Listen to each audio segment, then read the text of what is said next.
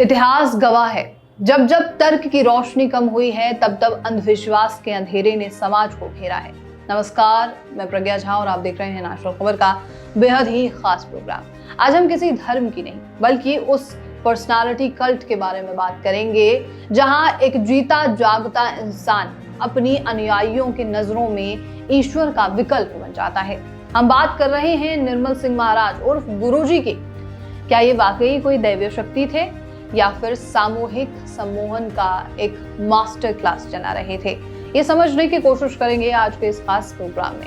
मनोविज्ञान में एक शब्द आता है मेगालोमेनिया, जिसमें व्यक्ति को खुद को सर्वशक्तिमान समझने की आदत सी हो जाती है, और गुरुजी को भी कुछ ऐसा ही होने लगा था। जब गुरुजी चुप रहते थे तो वो एक ब्लैंक कैनवस के तौर पर काम किया करते थे।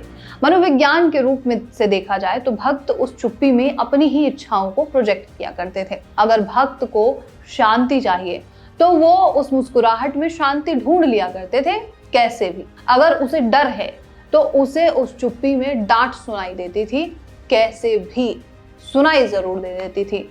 ये सब्जेक्टिव वैलिडेशन का एक चरम रूप था। आप जैसा चाहेंगे आपको वैसा ही नजर आएगा। भक्त को लगता है कि गुरुजी मुझे देख रहे हैं, जबकि वो खुद को ही गुरुजी के माध्यम से देख रहा होता है, लेकिन भक्त को पता नहीं होता। लोग ऐसे डेरों में या फिर गुरुजियों के पास तभी जाते हैं जब वो अपनी ही निजी जिंदगी में असुरक्षित महसूस करते हैं। ताज्जुब की बात तो यह है कि गुरुजी के अनुयायी गरीब या फिर अनपढ़ नहीं है, बल्कि समाज का एलिट क्लास, पढ़े लिखे लोग, आईएएस, राजनेता, जो बिजनेसमैन है वो हुआ करते थे। यह दर्शाता है कि जितना अधिक पैसा और सत्ता आपके हाथ में होती है, उसे खोने का डर उतना ही गहरा आपके मन में होता है। मैं गुरुजी के पास जाता हूँ कहना एक स्टेटस सिंबल बन गया था। चाय, प्रसाद और लंगर के माध्यम से एक ऐसा कम्युनिटी सर्कल बनाया गया जहां सवाल पूछने वाला व्यक्ति आउटकास्ट घोषित कर दिया जाता था, यानी कि अपने समाज से निकाल दिया जाना ऐसा महसूस करा दिया जाता था। हजारों लोग बीमारी लेकर जाते थे। अगर संयोग से एक या दो ठीक हो गए किसी भी कारण से, मेडिकल कारण हो सकता है, इम्यूनिटी सिस्टम की वजह से, तो उसका ढोल पीटा जाता था।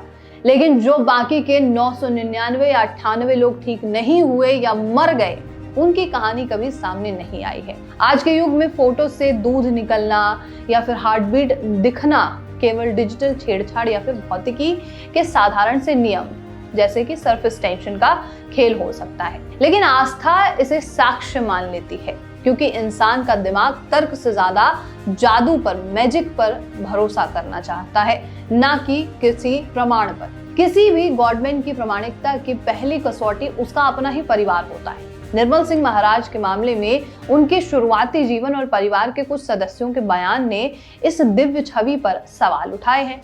रिपोर्ट्स के अनुसार उनके कुछ रिश्तेदारों ने स्पष्ट किया था कि उनके बचपन में ऐसी भी कोई दिव्यता उनके अंदर नहीं थी जो बाद में प्रचारित की गई। उन्हें एक साधारण शिक्षित युवक के रूप में देखा गया था, ना कि किसी चमत्कारिक बालक के रूप में। परिवार के भीतर के विरोधाभास ये दर्शाता है कि गुरुजी की छवि एक सोची समझी ब्रांडिंग का नतीजा थी, जिसे उनके सबसे करीबियों ने ही संदिग्ध माना है। सबसे गंभीर विवाद उनके भतीजे गौरव से जुड़ा है, जो आश्रम के प्रबंधन में महत्वपूर्ण भूमिका निभाता था। एक विवाहित महिला ने गौरव पर गंभीर आरोप लगाते हुए कहा कि गुरुजी की इच्छा का हवाला देते हुए उसका मानसिक और शारीरिक शोषण किया गया। यह एक क्लासिक कल्ट मैनिपुलेशन है, जहां पर परिवार के सदस्य गुरुजी का नाम का उपयोग करके अपनी वासना या फिर स्वार्थ को पूरा किया करते थे। और इतना ही नहीं, पैसों की भी कई हद तक धोखाधड़ी की गई, लोगों से पैसा लूटा गया। जब पीड़ितों ने आवाज उठाने की कोशिश की तो उन्हें दिव्य प्रकोप यानी कि कर्स या फिर शारीरिक नुकसान की धमकियां भी दी गई। यह दर्शाता है कि आध्यात्म की आड़ में एक आपराधिक सिंडिकेट भी वहां पर काम कर रहा था। ये ठगी इसलिए कामयाब हो सकी क्योंकि इसे चमत्कार के चमकदार रैपर में लपेट करके बेचा गया, और लोगों ने, और खरीदने वाले लोगों ने इसे खरीदा भी, स्वीकार भी किया।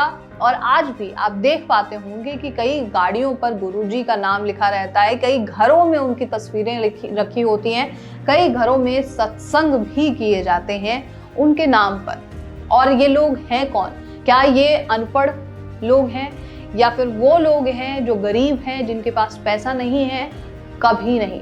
ये वो लोग नहीं हैं जिनके पास पैसा नहीं है, जो पढ़े लिखे नहीं हैं, बल्कि ये वो लोग हैं जो एलिट क्लास हैं, जो लिटरेट लोग हैं, जो पढ़े लिखे लोग हैं, जो सब कुछ सुनते समझते हैं, लेकिन हर चीज जानते हुए एक नेग्लेक्ट करने वाली चीजें हैं हमारे समाज में।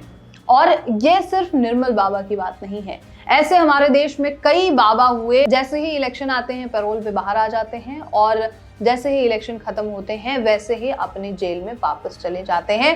लेकिन जेल में भी उनकी स्थिति ऐसी नहीं होती जैसी बाकी के कैदियों की होती है। वो 5 स्टार होटल की तरह ही उस जेल में रह रहे होते हैं।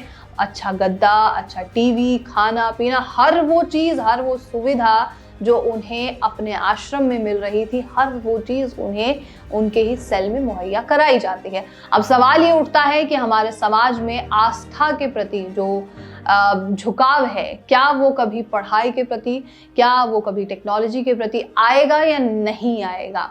जो धर्म के नाम पर उनसे करा लिया जाता है, क्या वो कभी पढ़े लिखे होने के बाद या फिर प्रैक्टिकली अपने लाइफ में किसी चीज को लाने के बाद वो चीजें करेंगे जो वो धर्म के नाम पर कर लेते हैं? इस पर आपको क्या लगता है, ये आप हमें जरूर बताइएगा। और ऐसे तमाम खबरों के लिए आप नेशनल खबर के साथ बने रहिए।